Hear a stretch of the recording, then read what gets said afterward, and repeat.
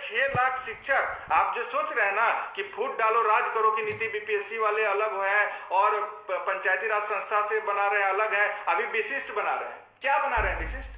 अरे राज्यकर्मी का दर्जा दे रहे हैं, 4200 का ग्रेड पे देना चाहिए ना।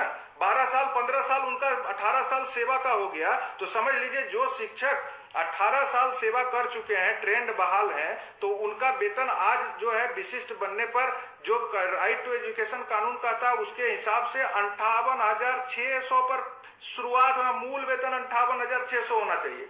आप कह रहे हैं 27,000 मूल वेतन, 28,000 मूल वेतन, जो अभी आपका पंचायत प्रखंड नगर शिक्षक के रूप में वही वेतन मिलेगा। ये क्या राज्यकर्मी का दर्जा? ये तो स्थानांतरण का जरूरी है जबरदस्ती किसी को विद्यालय से हटाने का? आप विद्यालय से हटा करके जैसे बीपीएससी वाले को आज गंगा में बह जाने पर आप विवश कर दिए, स्कूल उनके ब्लॉक से सीट उनके ब्लॉक में खाली था, लेकिन उसको जान के दूसरे ब्लॉक में दूसरे जिला में भेज दिए कि तुम नौकरी को इतना कठिन बना देना चाहते हैं शिक्षक की नौकरी को कि लोग तंग तबाह होकर के छोड़ दें, या नौकरी में रहे भी तो बच्चा को मन से ना पढ़ाएं। यह नीति का खामियाजा सरकार को भुगतना होगा और इसके लिए 2 करोड़ बच्चे के गार्जियन भी 25 में अपना मुंहतोड़ जवाब देंगे। और 6 लाख शिक्षक का जो 30 लाख परिवार के लोग हैं ना, वो तो क्या करेंगे, 2-4-10 लाख पार्टी वाला जो लोग होता है, जैसे कोई पार्टी है बिहार में, उसको 10 लाख 15 लाख अगर वोट आ गया पूरा विधानसभा चुनाव में, एको को सीट नहीं जीता और 10-15, तो कहेगा बाप रे बाप इतना बड़ा पार्टी है कि हमारा 15 लाख वोट आ गया, और सरकार उसका पूरा मंत्री बना देता है। और शिक्षक जो इतना वोट आपको ठोक के देता है, 25 लाख 30 लाख हर बार आपको आज 2005 से दे रहा है, उसको आप क्या कर रहे हैं, तंग तबाह कर रहे हैं। बहाल होकर के बेचारा गंगा में बह गया, शादी भी नहीं हुआ। अभी जो शिक्षक विशिष्ट बनने जा रहे हैं उसको क्या है, 24 घंटा में आप तमाम नियम लागू कर देते हैं शिक्षक को प्रताड़ित करने का। और विशिष्ट बन के जो लोग परीक्षा दिए हैं, वो पहला चरण दूसरा चरण, किसी का आज पोस्टिंग तक आप नहीं कर पाए। उनको उनके विद्यालय में रहने देना है, वहीं पर उनको राज्यकर्मी का दर्जा देते हुए जो राइट टू एजुकेशन कानून के तहत उनको ग्रेड पे 4200-4600 का मिलना चाहिए, इंटर ट्रेंड और बीए ट्रेंड का वो वेतन उनको देना चाहिए। इसमें किसी अधिकारी की बुद्धिमत्ता कहाँ चली जाती है? और छुट्टी लिस्ट को तहस नहस कर देना है तो वो उनको आ जाता है। अगर कोई अधिकारी, आप समझिए ना भाई, कई आईएएस जो हैं वो शिक्षा विभाग के अपर मुख्य सचिव बने, सब के सब क्या ठिप्पा मार थे 2005 के बाद, जब से माननीय मुख्यमंत्री नीतीश कुमार सरकार में आए, कितने लोग आए हैं जिनका नाम हम लोग गर्व से लेते हैं। यही 1-2 अधिकारी जो आए हैं सब चीज व्यवस्था पर ये प्रयोग कर करके शिक्षा को और समाप्त कर देना चाहते हैं। शिक्षक को कुंठित करने से कभी भी शिक्षा का स्तर ऊपर नहीं जाने वाला है, ये समझना पड़ेगा। और हम अभी भी कहते हैं कुछ नहीं बना है, मुख्यमंत्री जी माननीय नीतीश कुमार जी कॉग्निजेंस लीजिए और ऐसे फरमान को तुरंत आप निरस्त कीजिए और शिक्षक प्रतिनिधि से बात करिए। क्या दिक्कत है? वार्ता, ये बात नहीं करने का मतलब क्या है?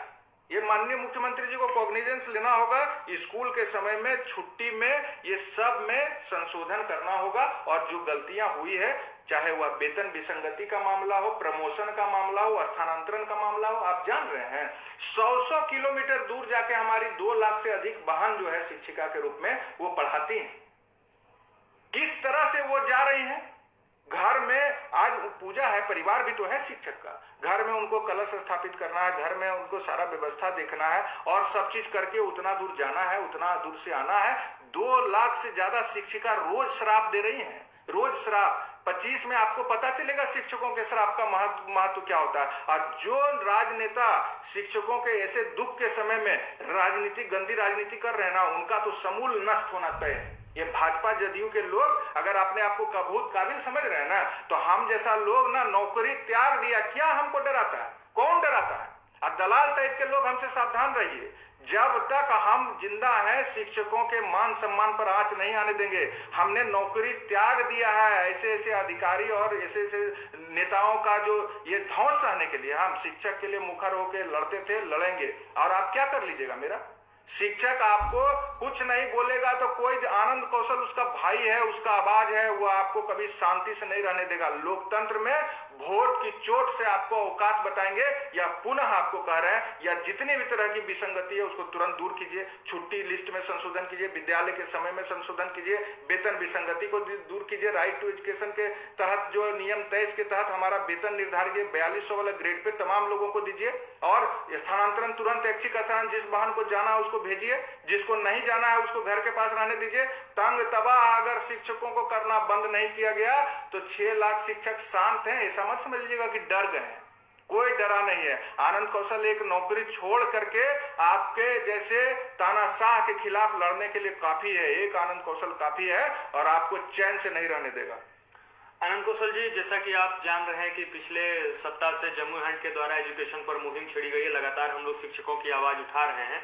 ऐसे में कई जगहों से शिक्षकों की प्रतिक्रिया हमारे पास आई है। उसमें से एक ये पाया गया है कि शिक्षकों का हाफ डे रद्द कर दिया गया है। कई शिक्षकों के ऐसे प्रतिक्रियाएं आए हैं। क्या कुछ पक्ष रखती है संघ अपने बारे में?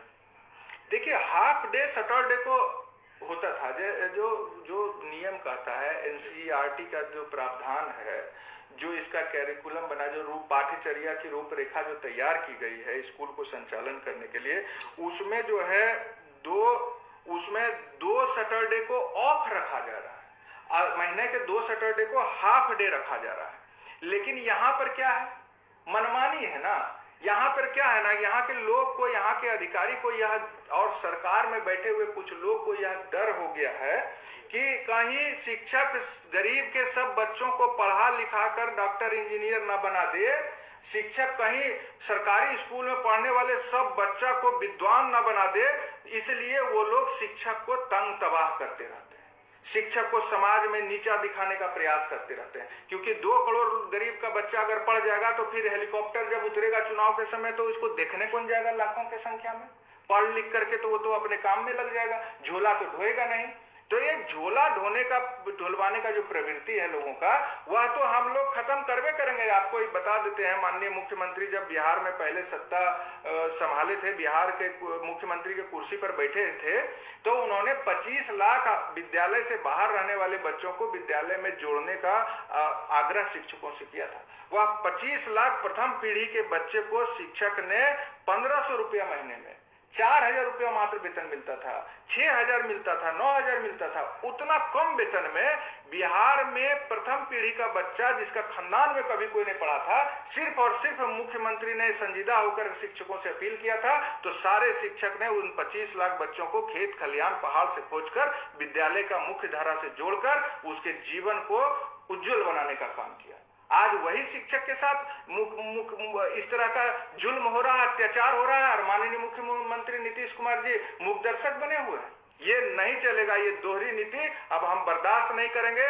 और शिक्षक को साधारण मत समझिए सीएम साहब, या जो भी उलूल जुलूल बयान दे रहे हैं। प्रलय और निर्माण दोनों जो है शिक्षक के गोद में पलते हैं और इसका खामियाजा आपको भुगतना पड़ेगा। प्रलय और निर्माण दोनों शिक्षक के गोद में पलते हैं। सर, ऐसे में एक प्रतिक्रिया और आ रही है जिसमें ये कहा जा रहा है शिक्षकों के द्वारा कि संघ कितना भी प्रयास कर ले सर, छुट्टी नहीं मिल रही है, छोड़ दीजिए सर, अब हम लोगों को प्राण त्यागना पड़ेगा। एक मामला ये भी आ रहा था कि सरकार ने जो संघ है वो संघ को तवज्जो देना छोड़ दिया, संघ को तवज्जो नहीं मिल रहा है। तो ऐसे में क्या आपको लग रहा है कि सरकार ने संघ की अहमियत खत्म कर दी है? और अगर सरकार ने संघ की अहमियत खत्म कर दी है तो फिर संघ किस हैसियत से शिक्षकों की आवाज बुलंद कर रहा है सरकार के समक्ष? देखिए, ये संघ संगठन से ऊपर का मामला है। हम बिहार के शिक्षक के साथ हृदय से जुड़े हैं।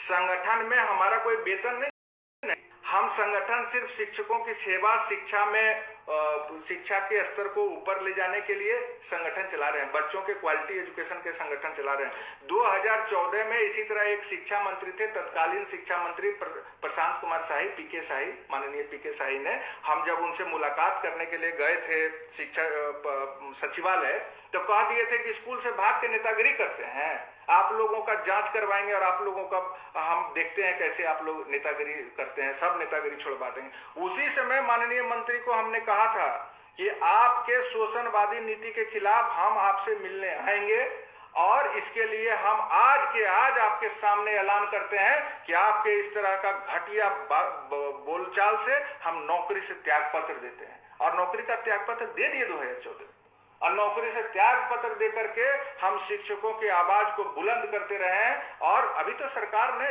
2020 में पटना में गिरफ्तार करके जेल में डाला।